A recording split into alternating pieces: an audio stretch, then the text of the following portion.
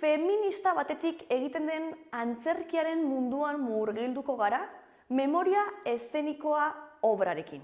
Horretarako, bere sortzailetako bat dugu platoan, Maia Antza.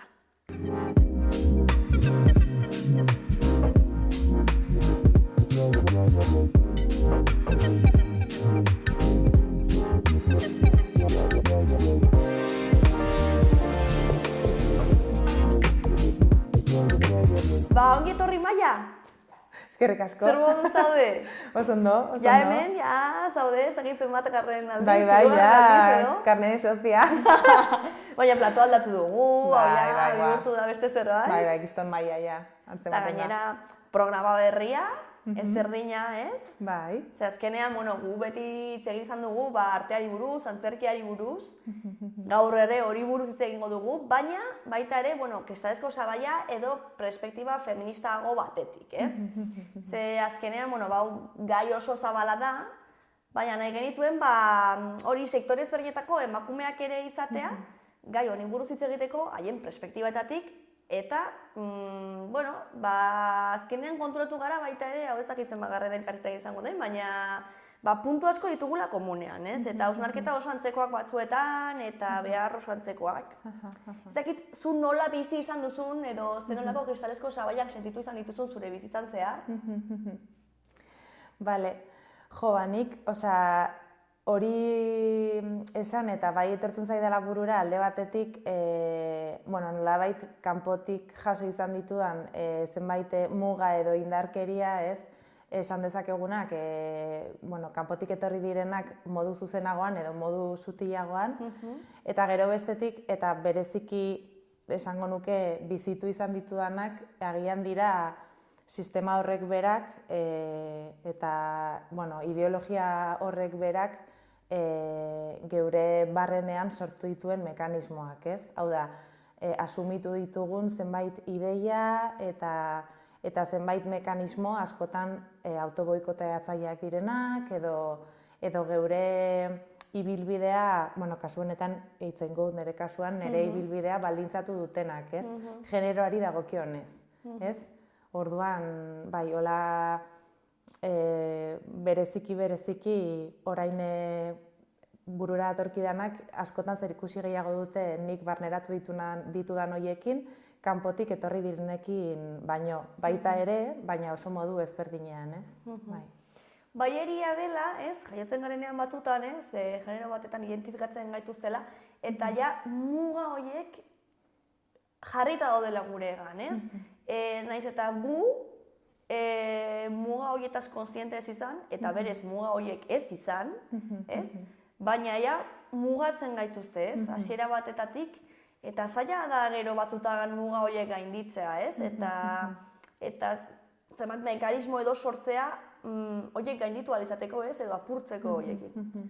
Bai, azkenean generoari dagokionez, jakina da, ez? Zenbait ezaugarria txikitzen zaizkigu, eta ulertzen da modu naturalean edo esentzialean ezaugarri horiek gurekin bat datozela, eta ezaugarri horiek apurtzen ditugunean nolabait zigorra jasotzen dugu, ez? Adibidez, orain segitan etortzen zaidan adibide bat da ze gorputza dugun, ez? Gure gorputzak arau hori apurtzen duenean automatikoki zigorra jasotzen dugu, ez?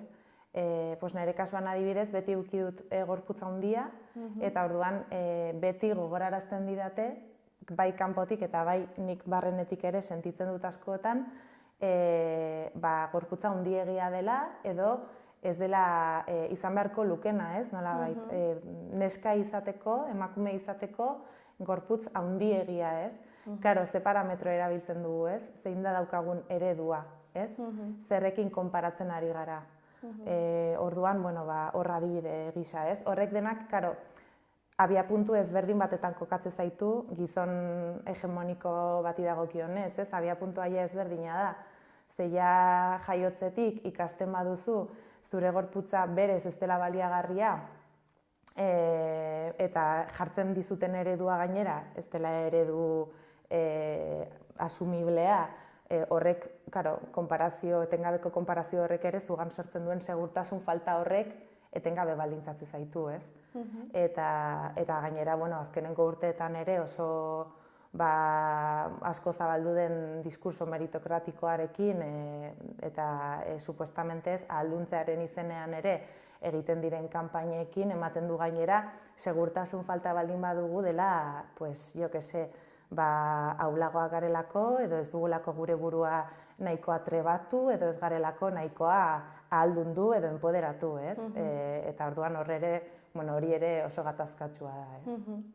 Eta hori gero ere, arlo pertsonalean hala da, baina gero ere gainera, zure kasuan ez, lanbide bat izatea, zure gorputza, zure tresna denean, eta azkenean baita ere, ikusgarritasun bat dauka, eta asko biluztu behar zara, ez? Claro. Ez biluztu modu literalean, ez, baina hor jarri behar duzu, ez, zure gorputza zerbaiten menpe? Claro, guztiz. Bai, alde batetik, antzerkia egiteak, niri adibidez bai suposatu dit eta pentsatzen dut guztioi, ez? Sekulako iraultza ze alde batetik, lehen komentatu dugun moduan, emakumeok eta disidenteok daukagun, gorputzarekin daukagun harremana oso gatazkatsua izan da, jaso ditugun mezu guzti horiengatik, ez? Eta arau horretan sartu ez izanagatik, eta antzerkiaren arlora joan da, oinarrizkoa da, gorputza da gure tresna nagusia, ez? Eta, gorputzarekin daukagun harreman hori, hain gatazkatsua izanik, ze modutan egin beharra dugu prozesu guzti bat, gure gorputzaz berjabetu ahal izateko, eta ibilbide profesional hori garatu ahal izateko, ez? Kasu honetan, gorputza onartu, ez? Gorputza erabiltzen konstiente izan, zure gorputzaz konstiente izan, eta daukan potentzialidade hori trebatu, ez? Baina eske justo kontrakoan trebatu gaituzte. Orduan da, askotan esaten da, aurrena desikaste prozesu bat, eta gero ondoren birjabetze prozesu hori, ez? Gorputzarekiko, baina bai, nire kasuan adibidez, asko nabaritu dut. Claro, antzerkia egiten hasi nintzenetik, izan duzen kriston talka, ez? Batean, gorputza, hau da nire gorputza, sekulako tresna da, baina orain arte zerbait, soberan edo lekuz kanpo zegoen zerbait bezala sentitu izan dut, ez? Agian modu inkonstientean, baina hor zegoen, ez? Como pixu hori, eta pixu hori gainera, literalmente, ez? Eta hortik abiatzea, ez da bat ere erraza, ez? Asko suposatzen du lanketa handia.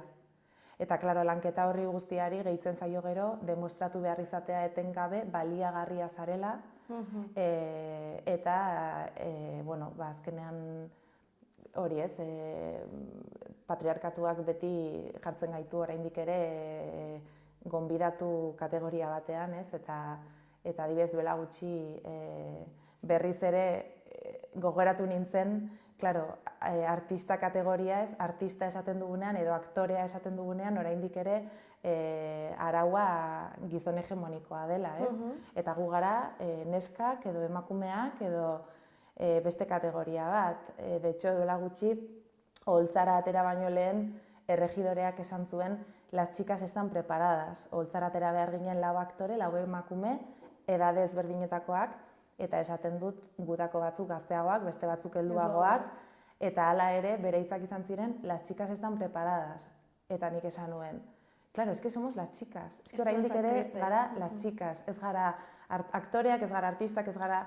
Eta bai, gogoraratu nintzen berriz ere, digo, claro, zein den gure lekua, ez?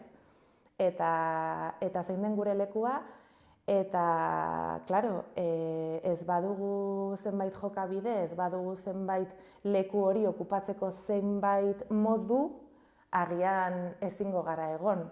Ez gara kabituko edo kanporatuko gaituzte, ez? Ez badugu ezaugarri fisiko konkretu batzuk ez baditugu, ez badugu jarrera konkretu batzuk, ez bagara, ez, konplazienteak, irribarretsuak, oso abilak, oso produktiboak eta ederrak, ez bagara hor sartzen, bagian ez dago lekurik, ez?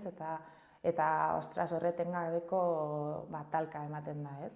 Norberekiko eta hor kideekiko ere bai, ez? Gure artean ematen den harreman horretan ere. Bai. Noiz baitik garratu izan zaizu, antzerki bat egiterakoan edo, ez? Rol femenino bat egiterakoan, inposatu dizutela izateko modu bat, zuk emakume bezala horrekin bat egiten ez zenuena, edo beti alderdi bakar bat esplotatzen zena. Hau da, feminitate hori guztiz, edo xamurtasun hori guztiz, edo igual kontrakoa, ez? Igual, esaten duzuna, ez? Nire gorputza ez denez inoiz igual roloetan sartu, ezin izan naiz rol horietako parte izan. Horrela, aipatu duzun moduan agian ez, zen ikuste nire gorputzagatik ere joera izan dela agian beste jokabide bat duen personaje bat egitea, de hecho, atzera begiratzen badut, askotan tukatu zait, ez? Hacer como de la farruca, ¿no? Como la que viene dando guerra, pixkat perfil hori, ez? Agian, gorputzagatik, edo, itxuragatik, edo, bai. Eta, karo, horrek ere nolabait, gatazka bat sortzen du, ez? Adibidez orain, ez dut spoiler egin nahi, baina antzezlan berri batetan, antzezlan berri bat egiten ari gara, orain duela gutxi estrenatu genuena Asturiasen, Destroyando. Eta adibidez antzezlan horretan, egiten dudan, bi personaje egiten ditut, ja ari naiz. Spoilerra egiten. Baina, egia da, personaje horiek asko zerikusia handia dutela justamente hori, ez? Beste espazio okupatzeko beste modu batekin, ez?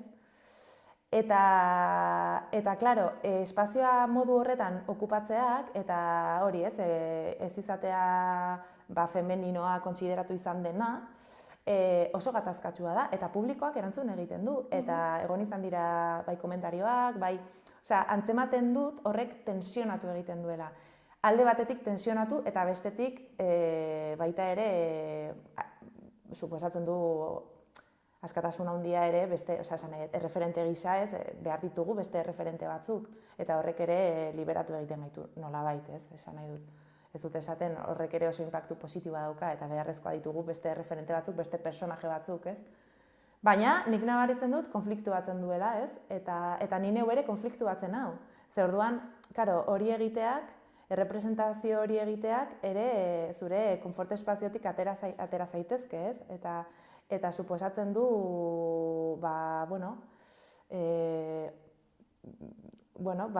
inkomodidade hori ere gorpuztea, ez? Bizitzan askotan hori autu hori egiten dugu politikoki, ez? Gure irudia ez baldin badator bat arauarekin badakigu zer dagoen, eta berriz ere zigorra dago, eta berriz ere ez. Orduan askotan autu hori egiten dugu, baina fikzioan ere ikusten dut baita gertatzen dela, ez? Zer gainera askotan publikoak ere ez du ezberdintzen personajea eta aktorea, eta hor ere, bai, izaten ari da interesgarria ikustea erantzun hori, eta baita, ostras, erantzun horrek ze modutan eragiten gaituen ere, ez? Batez ere personajea, kasu honetan niregandik oso gertu baldin badago, ez? Zergatik erreakzionatzen dute horrela, ez? Eta, karo, esta cosa de la aceptación, ez, onarpen falta horrek beti ez sortarazten dizu nolabaiteko ez egonkortasuna, ez? Eta hori ere, ostras, lanketa prozesu bat da. Ze azkenean emakume eta disidenteok beti hasi izan gara kontestu batetan zeinetan konpentsatu behar izan dugun gure akatsa, ez, gure imperfekzioa, izatez daukagun imperfekzio hori, eta are gehiago ez baldin bazara persona normatibo bat, ez, gorputz lodia baldin baduzu, zenbait ezaugarri baldin badituzu, arau hori apurtzen baduzu, hori dena gero konpentsatu beharra duzu, eta konpensatzen dugu askotan, hori ez, konplazenteak izanik, oso jatorrak izanik, edo graziosak, edo atseginak, eta orduan hori apurtzen dugunean sekulako talka sortzen du, eske argi dago, bai, bizitzan eta baita, eta lan arloan, ni te cuento, ez? Beraz, oraindikan kristalezko sabai horiek apurtzen zaiatzen garenean, baitu kristalak horiek bueltan, ez? Bai, pixka bat. Bai, guztiz. Bueno, horretaz aparte baita ere, nik lehen aipatu dut zure sarreran, ez? Nola egin duzuen, sortu duzuen, baita ere memoria eszenikoa deitzen den obra bat. Bai. Eta obra hori baita ere oso interesgarria da, ze azkenean erabiltzen dituzue historian egon diren emakume ezberdinak, ez? Gainera hemen dago kokatua, ez? Iruñan, Nafarroan, eta haien bizitzei buruz hitz egiten duzue, ez? Haiek egin zuten horri buruz, eta oso historia potenteak dira, eta ez dira ezagutzen, ez?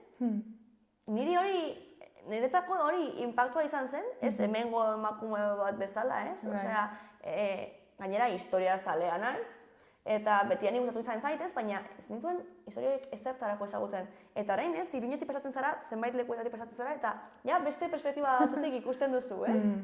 Nola izan zen prozesu guztori, ideia guzti hori, eta nola erabaki zenuten obrari sortzea? Jatorrian Ana Diez Deure historialariarekin elkarlanean izan zen, berak aspalditik egin izan ditu bisitaldi gidatuak Alde Zaharretik, hori ez, historia ikuspuntu feminista batetik, eta berak jorratu izan ditu Iruñako historia zabal horretan egon izan diren, ezagunak izan diren emakumeak, baina baita ofizioak edo bestelako gertaerak, ez? Eta orduan, berarekin batera heldu genion proiektuari, hasiera batean bi aktoreren artean, ni eta Maria Araiz,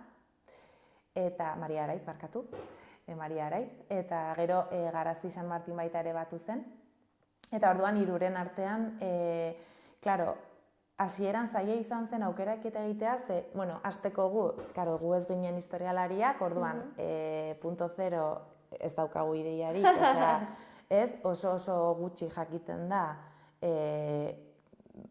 historiari buruz orokorrean, baina are gutxiago ikuspegi feminista batetik, eta orduan Anarekin batera, berak pasatako dokumentazioa errebisatzen, bai argi genuela, nolabait fokoa jarri nahi geniola hain ezagunak ez ziren kolektiboetan, ez? Bereziki, bai klase ikuspegi batetik, bai zentratu nahi genuela gehiago emanaldia hori, ez? Langile klaseko emakumeak izandakoengan, edo zenbait erresistentzia istorioengan, eta ez hainbeste agian ezagunagoak izan diren ofizio edo emakume ez, ilustreak edo, horretan igual ez genuen hainbesteko interesik, ez? Orduan kasu honetan nahiko zaila izan zen, ze, hori irekiz gero ateratzen dira oso historio potenteak, orduan, nolabait azkenean, aukeraketa bat egin genuen, eta adibidez bai daude ez estena guztietan, baina gehienetan bai direla langile klaseko emakumeak, eta ez dira hainbeste izen abizeneko emakumeak, baizik eta esan nahi dut, famatuak izan ziren emakumeak edo ezagunak izan ziren emakumeak, baizik eta agian anonimoagoak izan zirenak, baina modu kolektiboan antolatu zirenak, ez? Guretzako interesgarriagoa zen fokoa jartzea, zein modutan antolatu ziren emakume horiek modu kolektiboan oso aspalditik, nola jabetu ziren, nola antolatu ziren modu politikoan, nola artikulatu ziren, eta individualtasunetik haratago, ez? Ze gainera, askotan hitz egiten da, ez dakize, pertsonaren inguruan, baina pertsona hori ze kontestutan bilakatu zen, ez? Ze kontestutan izan zen hori, beti dago kolektibo bat horren atzean, ez? Eta, kasu honetan, autu hori oso argi geneukan. Eta orduan, batzuk aipatzeagatik,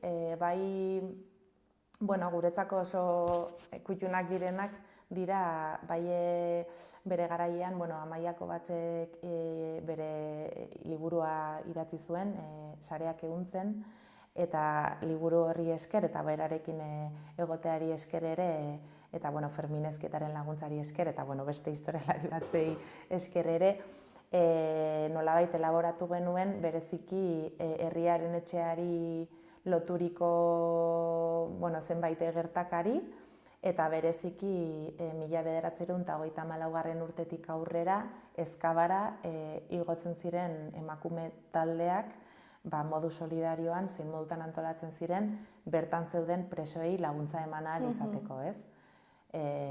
Orduan, hori da adibidez kontatzen dugun historietako bat, bai fikzionatua, bai izen erreal batzuk aipatzen ditugu, eta horri loturiko zenbait gertakari politiko eta sozial, garai hortakoak, baina bereziki horri lotuta dago. Eta gero bestetik ere, bai jorratzen dugu, adibidez, arropa garbitzaileen ofizioa, dela, sekulako altxorraz, baita ere horren inguruan ez da asko jakiten, orain bai geroz eta gehiago jakiten ari da, eta zenbait ikerketa burutzen ari dira, baina bai guretzako hasiera batean erabat ezaguna zen zein modutan arropa garbitzaileak ere, hori ez, 19. mendearen erdialdetik aurrera, zein modutan antolatu ziren beren lan eskubideak aldarrikatzeko, zein modutan antolatzen ziren, zein modutan jarduten zuten politikoki, eta askotan, klaro, guk orain gaur egungo emakumeok ze paternalismotik begiratzen ditugun, ez? Garai hartakoak, eta zein modutan uste dugun, hori ez, ez zeudela bat ere artikulatuta politikoki, edo ez zutela kontzientzia politikoa, eta klaro, gero hasten zara ikertzen, eta ostras, eske, jolin, zein justoa den, ez? Ze irudi iritsi zaigun haiena, ez errez, baina gero imaginarioan nola imaginatzen ditugu, ez? Eta hor izan da sekulako deskubrimendua, izan du da, bai. Eta bai, gero beste zenbait historia ere, baita... Apezpiku bat egon zela, ez? Claro, emakume bat. apezpikuarekin, zalantza handiagoa genuen. Gaiagatik eta... Gaiagatik, eta justo apezpikua izanik etzelako, beste klase batekoa zen, ez, nolabait.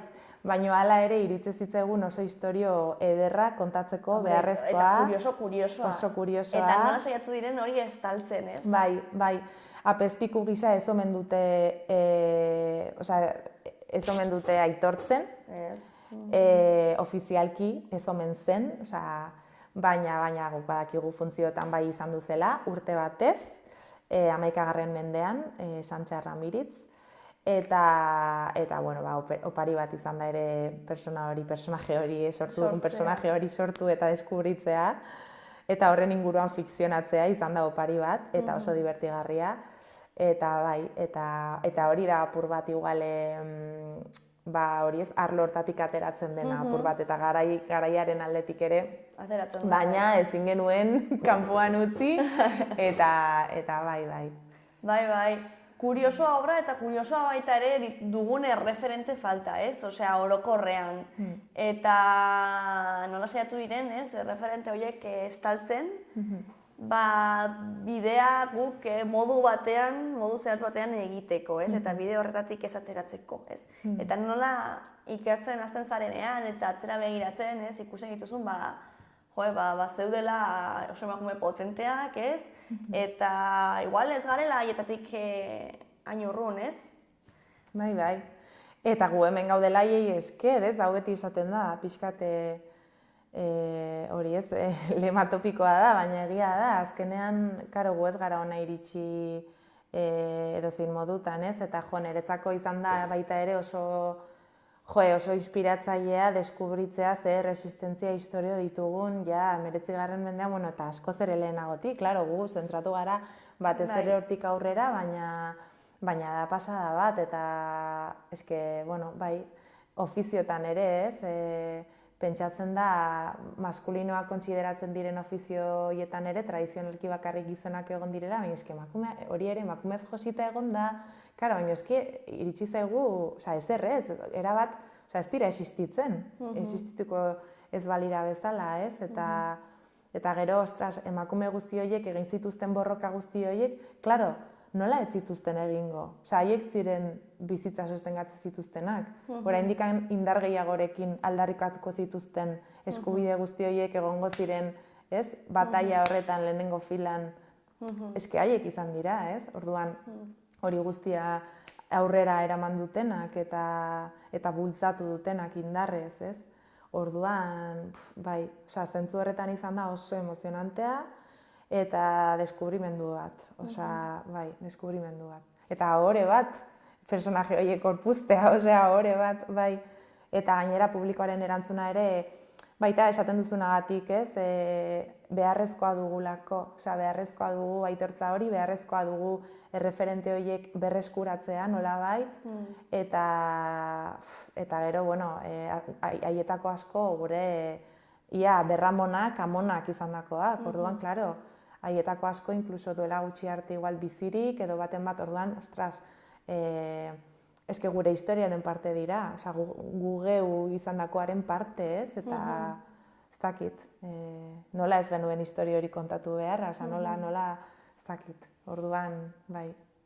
Potentea ere, nola, bueno, zahartze prozesu horretan baita ere emakumeak ez, ja ikusten ditugun, hori, balio gabekoak bezala, ez, justo tortzen zait orain burura, aurrekoan Argentinan egon diren istiluetan, eta azkenean, bueno, hor, Milei dagor oso zorrotzez azken aldian, eta bazegoen atxo bat, ez, hor lehenengo hilaran, ez, manifan eta poliziak pistolarekin zuzenean tiroka, ez, eta atxoa ezen hortik mugitzen, ez, eta ikusten duzu, zenolako resistentzia egon den generazio horietan, ez? Eta azkenean batzutan azten ditugu, ez? Ikusten dituzu eta gainera izan dugun informazioa, ez?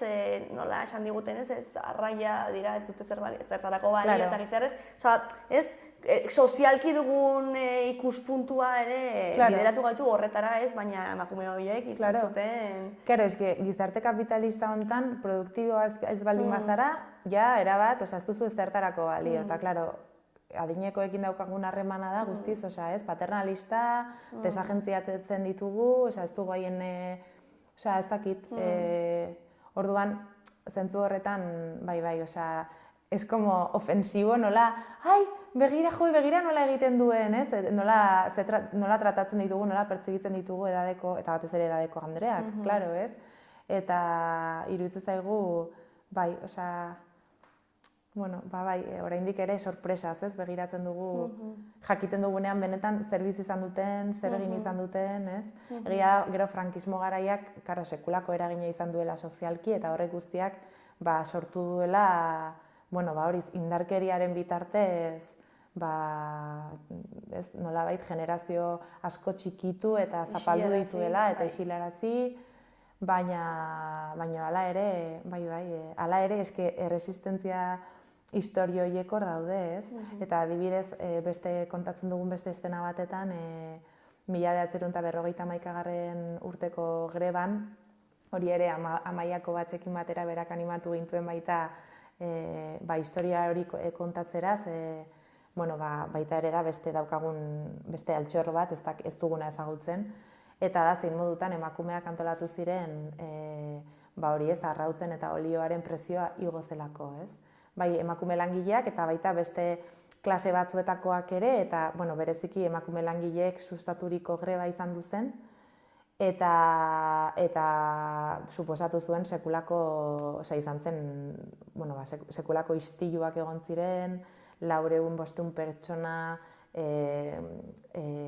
zezen plazan sartu behar izan zituzten ez zirelako kabitzen, bere garaiko buruzagian gana juntziren, aldarrikatzera, eta horrek sortu zuen kriston inpaktua izan zuen gerora sozial eta politikoki, ez? Eta haiek izan ziren hasi zutenak. Baina oraindik ere imaginarioan langile borrokaz ari garenean edo obrero eta hitz egiten dugunean... Bai, fabriketako langileak imaginatzen ditugu. Fabriketako langile eta gizonezkoak. Emakumezkoak ere fabriketan zeuden. Ez da pasada bat, ez? Eta oraindik ere iruditegi hori hausten jarraitu beharra dugu, ze, gu orain, deskubritzen hasia gara, gu diot proiektuko kideok eta hortik pixkanaka tiraka, ez? Ze zentzutan uste duzu aldatu dela edo aldatu direla dauden kristalezko osagaiak generazio horretatik orainera? Zezke nik uste denbora gutxian asko aldatu direla gauzak. Oinarrian ere gauza asko daude oraindikan hor bermatzen direnak, ez? Eta apurtezinak dirudi dutenak, baina gauza asko ere aldatu egin dira.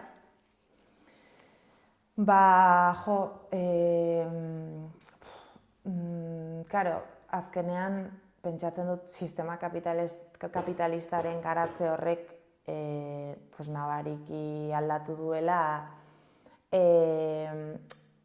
estruktura hori edo sistemak berak dauzkan mekanismoak, ez? Osea, mekanismoak aldatzen eta moldatzen joan dira gizartea ere aldatzen joan den heinean, ez?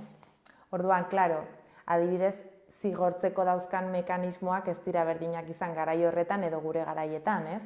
Garai horretan ez, 19. mendean adibidez, edo, zenbait garaietan adibidez emakumeek ez zituzten eskubide formalak kontsideratutako horiek, ez? Eta oso agerikoa eman diezaiokegu orain, ze eskubide falta zuten eta ze modutan estrukturalki oso mugatuta zeuden, zenbait espazio okupatzeko, zenbait arlotan aritzeko, botere horietara iritsi ahal izateko, eta gaur egun, beste modu askotan ematen da, ez? Mekanismoak asko aldatu dira. Nik uste adibidez, barneratu ditugun mekanismo horietako asko direla gaur egun sistemak dauzkan bere arrakasta nolabait bermatzeko mekanismoak, ez? Guk geuk sinetsi ditugun horiek, adibidez individualismoa bera, ez? Pensamendu individualista hori bera eta gure arteko etsaitasunez edo lehiakortasun hori bera dela mekanismoetako bat baita mugatzen gaituena, ez, aurrea egiteari begira, eta gero, baita ikusi beharko genuke proiektu feminista horretan zein den helburua, ez? Gaur egun, kristalezko sabaiaz ari garenean ere, proiektua zein litzake daukagun gizartean boterezko esfera horiek geure ganatzea, edo benetan estruktura eta logika guzti hori eraldatu nahi dugu zein izango da, ez? Hor, betiko eztabaida, ez? Eta oso eztabaida mamitsua, baina uste dut gaur egun, konplexidade handia dagoela, mekanismo guzti horiek oso modu azkarrean aldatzen direlako eta moldatzen direlako hori guztia nolabait sostengatzen jarraitzeko, ez? Botere sistema hori bermatzen jarraitzeko, ez? Nolabait.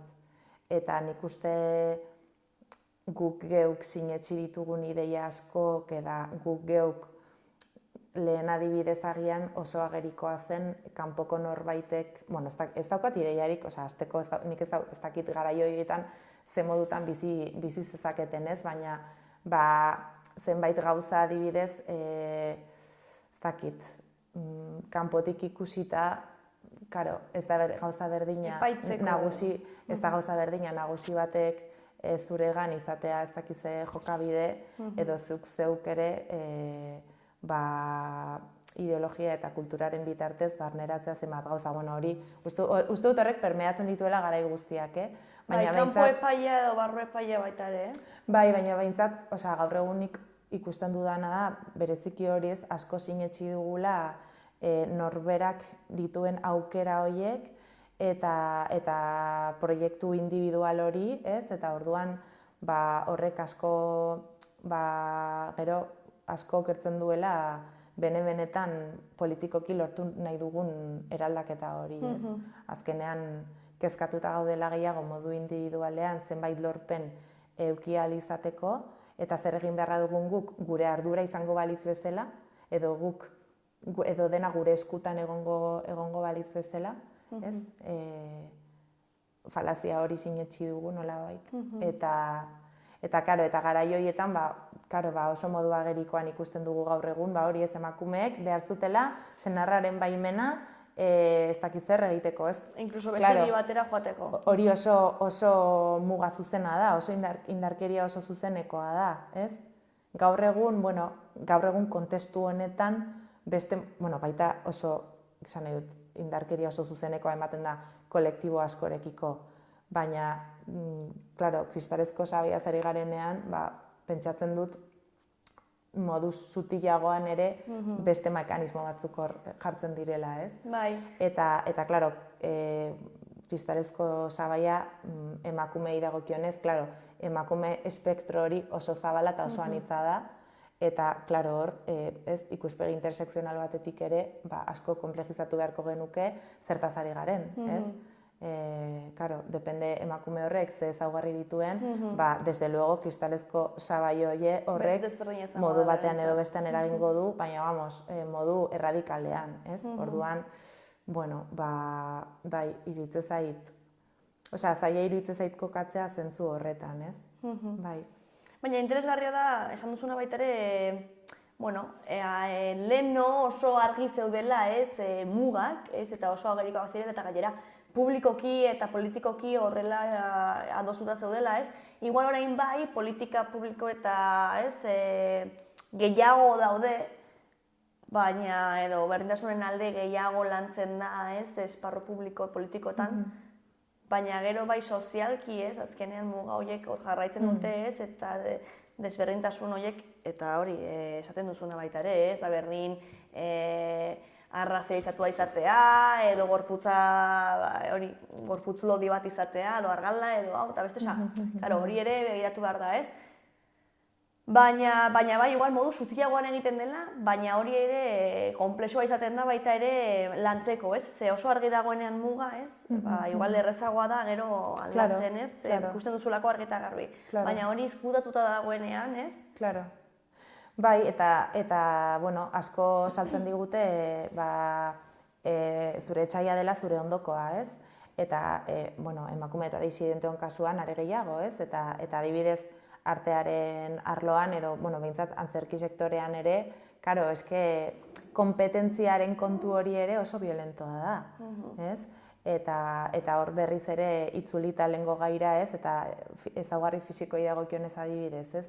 Konparaketa, zein modutan, ez? Pertsibitzen zaigun, zein modutan ere gure artean ze dinamika ematen diren ere, lanari dagokionez hain prekarizatuta egonik, hainbesteko langabezia egonik, ez, arte esteniko eta zari naiz orain, ez? Bueno, horrek denak ere suposatzen du, ez?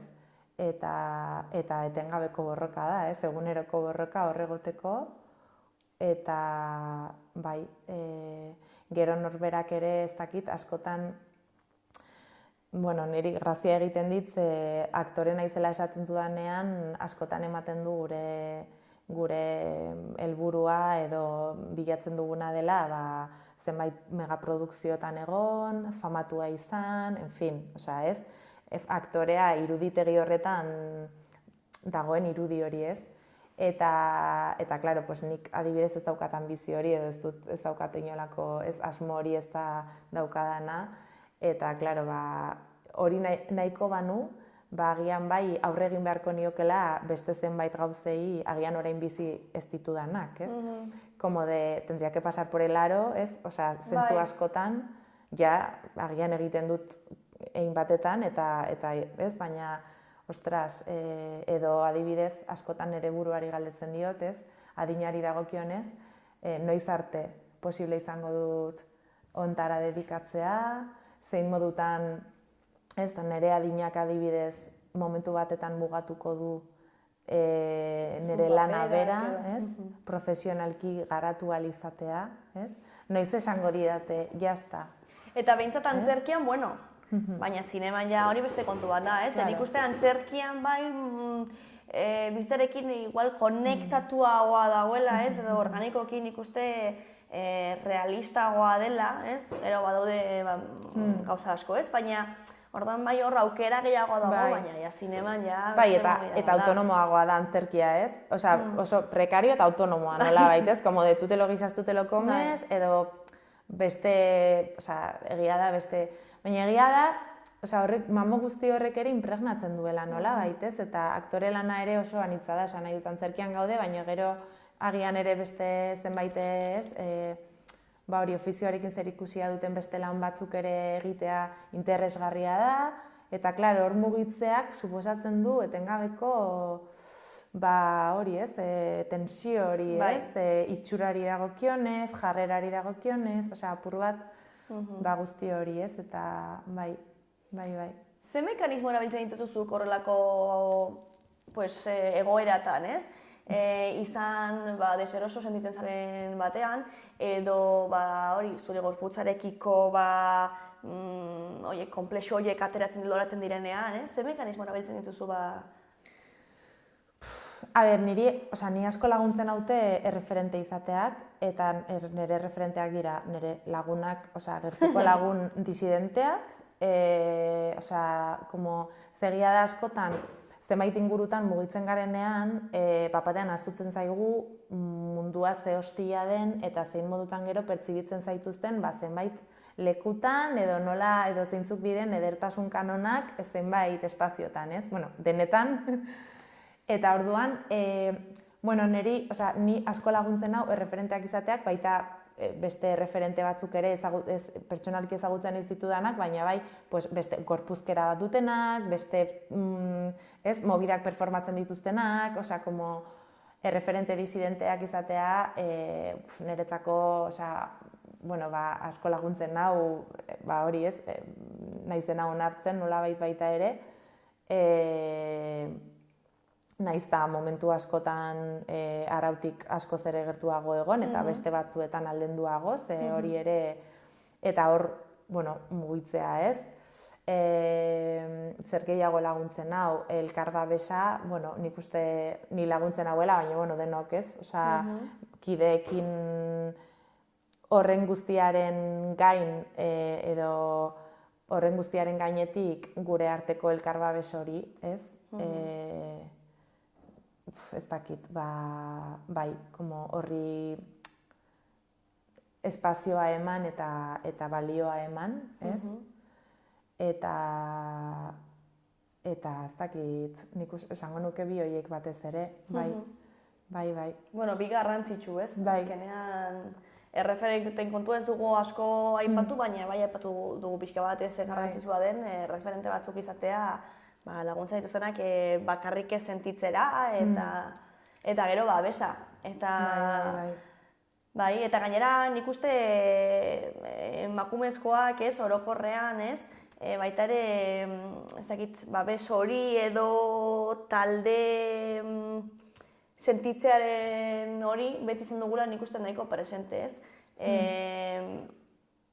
Ez dakit horrek ere nik uste laguntzen gaituela ez izatera, hitz egiteko joera norbaitekin eta normalean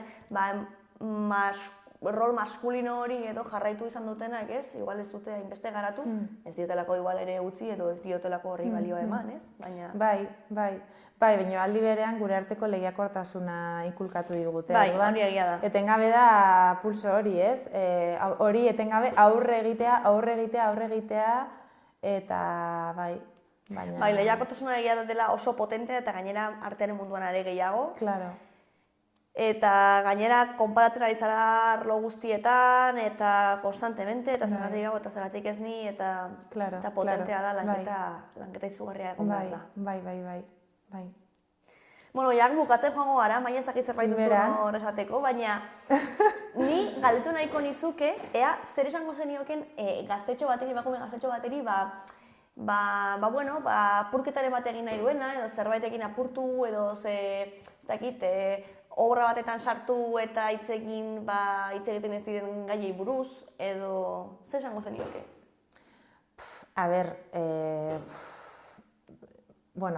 Esan como tal, niri baliagarria izan zait taldea egitea, eta nik uste, zaila izaten da hori ez, arlo honetan proiektuak aurrera ateratzea, sekulako erronka izaten da, orduan nik uste eta jakina da, taldea egiteak asko laguntzen duela, orduan aliantzak bilatzea, eta beste kideekin batera errezagoa izango duela aurrera ateratzea edo zein proiektu, ez? Baita izaten direlako baita interesgarriagoak eta elikatuagoak egoten dira, ez? Taldean egindako proiektuak. eta ez dakit, gero ere, esan baina gehiago galdetuko nizkioke gauza pila bat. Bai, galdetuko nizkioke, bai, ze niretzako oso referenteak direnak ere dira, belaunaldi berrietako gazteak, ze egia esan, gainera beti asko miresten hau baita oso gaztetatik ja ontara dedikatzen direnak, ez? Eta esaten dut, orain batxillergo estenikoa ez dakiz nire garaitan, nik enuen ez da planteatu hori egin alizatea, ez? Eta, karo, ja beste pasta bat eta zegin da daude nola bait, ez? Eta bai, gustatuko litzaiake baita, bueno, jakitea nola bizitzen ari duen, eta elkarrizketa hori izatea, eta ez dakitze gehiago egia esan,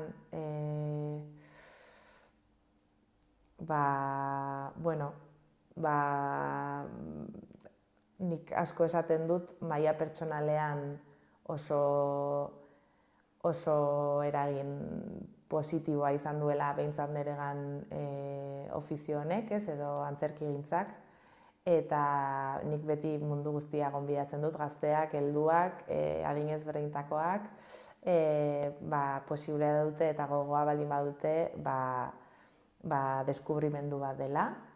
Lehen aipatu dugun moduan, geure gorputza bizitzeko modu berri bat, geure gorputzarekin nolabait bakeak egiteko modu oso ederra eta geure potentzialidadea deskubritzeko modua baita ere, eta oso aberasgarria bizitzeko tresna bat, eta bizitzeko modu bat ere, etengabe, erabat niretzako esanguratsua izan dena nire bizitzan, orduan mundu guztia animatzen dut, antzerkia egitera kasu honetan, eta horixe, esango nioke. Oso ongi, Maia. Ez dakit zerbait gehiago guzun esateko, nik uste gauza asko ukitu ditugula. Bai. Beraz, mila esker. Mila esker zuri. Etortzeagatik. Eta zorteon proiektu guztietan. Mila esker.